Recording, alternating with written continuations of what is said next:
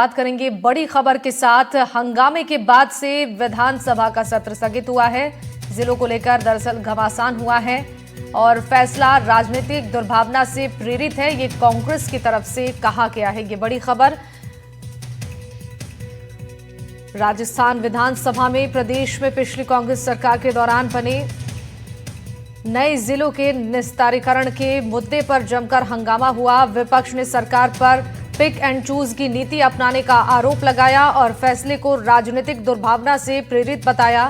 कांग्रेस विधायकों ने नारेबाजी करते हुए वेल में हंगामा किया और इस पर विधानसभा अध्यक्ष ने कार्यवाही दोपहर 2 बजे तक के लिए स्थगित कर दी। नीमका थाना से कांग्रेस विधायक सुरेश मोदी ने कहा कि सरकार ने बिना ठोस आधार के जिलों को समाप्त किया, कई स्थानों का तो दौरा भी नहीं किया गया। वहीं गंगापुर से कांग्रेस विधायक रामकेश मीणा ने आरोप लगाया कि सरकार ने पहले से ही तय कर रखा था कि किन किन जिलों को खत्म करना है और मापदंड भी मनमाने तरीके से तय किए गए।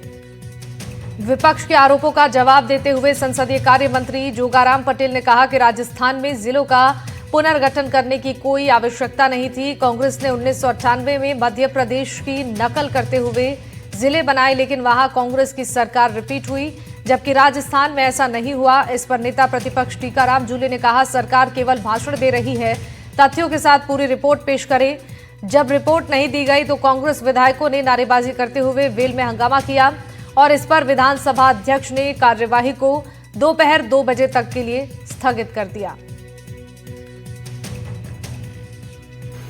संभाग और जिलों का दर्जा समाप्त करके वहां की जनता के साथ अन्याय और अत्याचार किया है, युवाओं के भविष्य के साथ खिलवाड़ किया है और क्षेत्र के विकास को खत्म करने का काम किया है।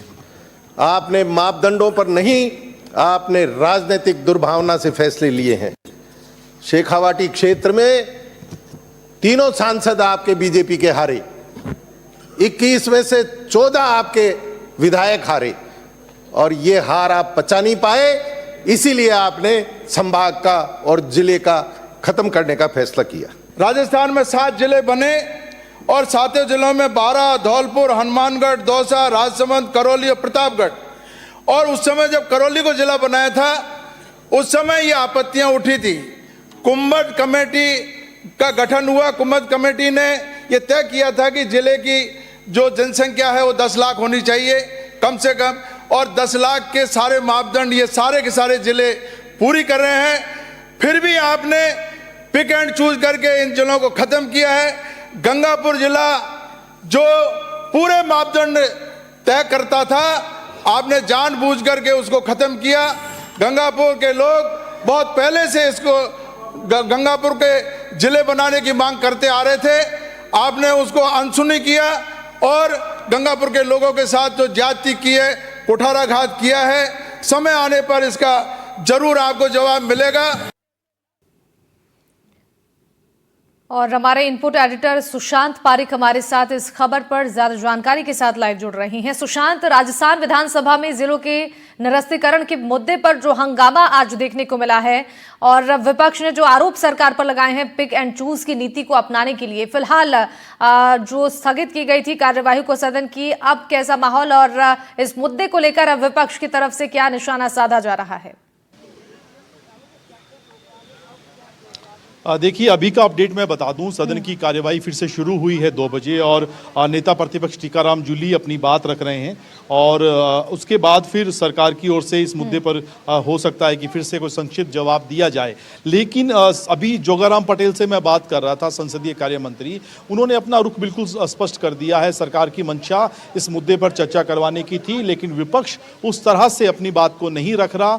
जिले बनाने का जो फैसला विपक्ष का था वो एक तरीके से पॉलिटिकल फैसला था और सरकार ने जो समीक्षा की है वो बिल्कुल तथ्यों के साथ, मापदंड के साथ, आधार के आधार पर की है और ये चैलेंज भी किया है जोगाराम पटेल ने कि सरकार जो है वो हर तरह से इस मुद्दे पर लंबी बहस के लिए भी तैयार है, लेकिन विपक्ष को फैक्ट के साथ, तथ्यों के साथ बात करनी होगी। और अब जब चर्चा शुरू हुई है तो सदन के भीतर हो सकता है कि इस मुद्दे पर फिर से हमें हंगामा दिखाई दे और विपक्ष ने सदन के बाहर नारेबाजी की थी। उन्होंने ये कहा था कि वो सड़क से सदन तक इस मुद्दे को लेकर लगातार अपना जो विरोध है वो जारी रखेंगे।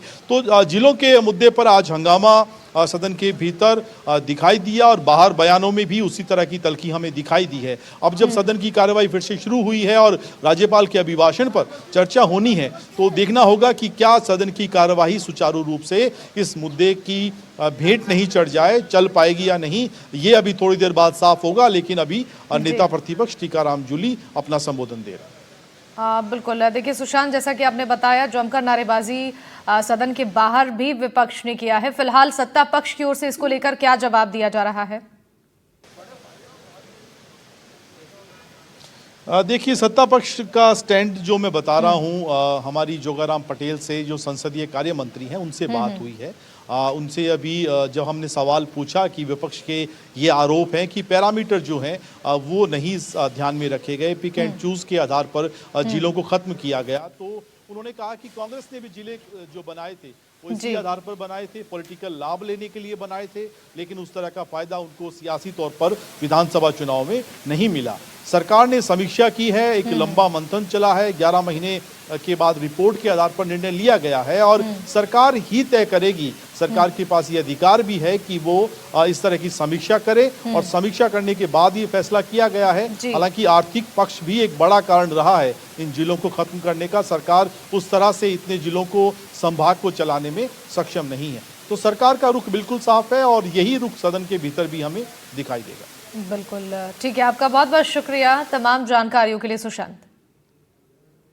और जोगाराम पटेल ने इस पूरे मामले को लेकर क्या जवाब दिया है, सुनाते हैं आपको भी। एक जिले के औसत 800 से 1000 करोड़ रुपए का खर्चा प्रशासनिक, पुलिस, न्याय, समस्त विकास विभागों के भूमि, वन, वाहन, संसाधन, आवश्यक बड़े बड़े मंजिले ग्राउंड वाटर करना पड़ता है। इसकी कोई व्यवस्था नहीं की। इतने ही नहीं, माननीय अध्यक्ष महोदय, अगर इनको पता होता, एक उदाहरण मध्य प्रदेश का दिया जिसका जवाब देना चाहता हूँ।